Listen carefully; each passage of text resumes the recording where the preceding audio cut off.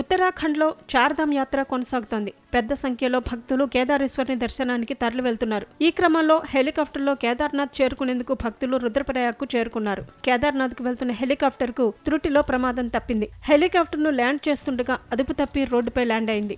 బాదాసు base నుంచి takeoff అయిన వెంటనే హెలికాప్టర్లో సాంకేతిక లోపాలు తలెత్తాయి. దీంతో పైలట్ దాన్ని అత్యవసరంగా కిందికి దించారు. ఈ ప్రయత్నంలో అదుపు తప్పిన హెలికాప్టర్ జాతీయ రహదారిపై నేలను బలంగా తాకింది. హెలికాప్టర్ టెయిల్ రోటర్ పడి సమీపంలోని కొన్ని భవంతులు, రోడ్డుపైన నిలిపి ఉంచిన ఓ కారు పాక్షికంగా దెబ్బతిన్నాయి. పైలట్ కు స్వల్పంగా గాయాలయ్యాయి. ఆయన్ను స్థానిక ఆసుపత్రికి తరలించారు. సమాచారం అందుకున్న వెంటనే స్థానిక పరిపాలనా అధికారులు, పోలీసు బృందం సంఘటనా స్థలానికి చేరుకుంది. హెలికాప్టర్లో ఉన్న ప్రయాణికులను సురక్షితమైన ప్రదేశానికి తరలించారు. హెలికాప్టర్ క్రిస్టల్ ఏవియేషన్ కంపెనీకి చెందినదని తెలుస్తోంది. హెలికాప్టర్లో పైలట్, కో పైలట్లతో పాటు 5 ప్రయాణికులు ఉన్నారు. కో పైలట్ కు స్వల్ప గాయాలైనట్లు సమాచారం. సిర్సి నుంచి ప్రయాణికులతో ప్రయాణిస్తున్న crystal aviation private limited helicopter ముందు జాగ్రత్త చర్యగా హెలీప్యాడ్ కు బదులుగా రోడ్డుపై ల్యాండ్ అయిందని సీఈఓ ఉకాడా సోనికా తెలిపారు. ఎటువంటి ప్రాణ నష్టం జరగలేదని డీజీసీఏకు సమాచారం అందిందని చెప్పారు.